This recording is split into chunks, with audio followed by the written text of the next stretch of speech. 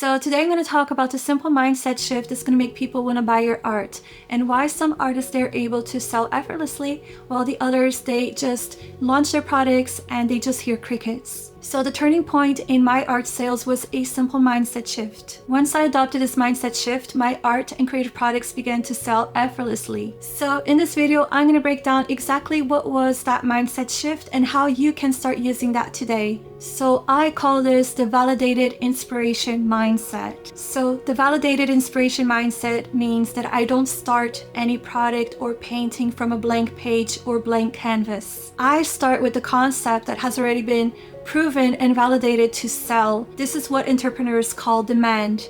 And then I make this mine. So this mindset shift is to stop guessing and to start validating. So most artists, they guess what's going to sell, or they don't even think if their art or if their products are going to sell. They're doing this self-expression kind of art. And this is the opposite of that. This is actually, you're going to validate the concept first, and then you're going to add your flair, your creativity into that product that you're creating or that painting that you're making. So amateurs, they guess, and professionals and entrepreneurs, they look at data. And if you want to live from your art, then you have to become an entrepreneur. And how you as an artist can stop that guessing and start validating, how do you do that? So you're gonna go on to Etsy. Etsy is the biggest platform for artists and handmade creatives. And you're gonna start seeing, researching, and reading data. You're gonna look at the art that is selling in large volumes. You're gonna look at the creative products that people are buying that have a lot of sales. You're gonna look at the volumes. You're gonna start reading and researching and checking the data of Etsy, because it's all there. You can see it all. So you're gonna see who are the artists, who are the makers and the creatives that are selling, and you're gonna do your research, your homework. You're gonna start seeing what is the kind of art that sells, what is the kind of products, creative products that sell, and you're gonna take that research, that data, and you're gonna start creating with that data. I'm not saying to copy, don't copy.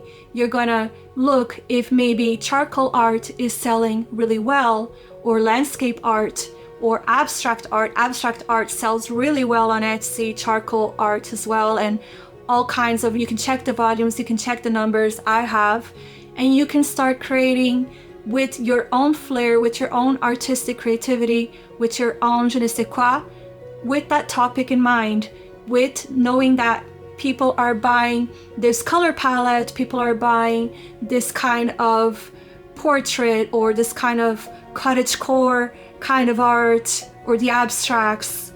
You're just going to start validating before you start creating. You're just going to do a little bit of homework, a little bit of research before you do any kind of art or products, so that you're not guessing, so that you don't create a beautiful piece and spend hours creating that it just stays in your attic or gathering dust. No, you want to sell that. So you're going to start validating everything before you start creating. And that's what's going to make you a prosperous artist, a thriving artist, an artist with a blooming art business, because that's exactly what you want. You want to have your cozy art business that you can make beautiful art with meaning and that you can sell it.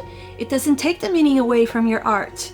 If you see that abstract art is selling really well, you can make beautiful abstract art full of meaning your way, with your own point of view, with your own style. I do this all the time, and my art is very original and full of meaning. So I'm not copying people. I'm just creating original art based on validated ideas, on what people actually want to buy, what the market wants. You have to think of the market. So the market is literally telling you everything about what they want, what your dream clients want. So if you make pet portraits, look at the pet portraits that people are buying and add your flair onto it. See, validate the ideas and the products. I started making a lot of different custom portraits based on my research on Etsy and seeing that people buy a lot of custom made portraits.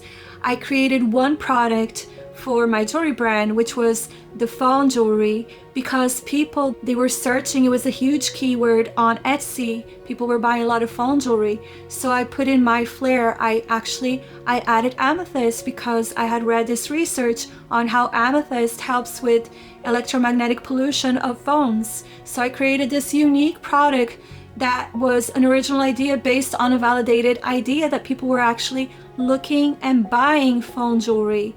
So as you can see, you can be completely original with the limitations of this validated idea. Actually, creativity, it thrives with limitations. I have lots of creativity videos that you can look at this in my channel, but it's just very important to be able to validate before you create, so you're not wasting your time. So lever 2, steal like an artist. You saw products are selling well. You saw that people are creating these kinds of art, these kinds of canvases, wabi-sabi art, or this kind of jewelry, wedding accessories. And how are you going to make this into a new product? Think of how you can improve these products. Think of how you can make these products better, how you can make this art more meaningful, more beautiful. What is the transformation that you can bring into these art pieces? So steal like an artist. See how you can grab these validated ideas and how can you turn it into something new, something fresh, something original, and something that is even more, how can you improve it? So this way you're not copying the art, you're copying the proof that people want. So take inspiration from the market with your creative soul, turn that into a hybrid, and you're gonna have sellable art. So lever 3, improve the hell out of it. So now you already know that you're not supposed to guess, you're supposed to do your research. You took your idea. How can that idea have a better story? How can that idea have better symbolism, higher quality? Think of that. That is the beauty of being an artist and working with your hands, is that you can put that craftsmanship into the work. You can make it better instead of being plastic and mass produced.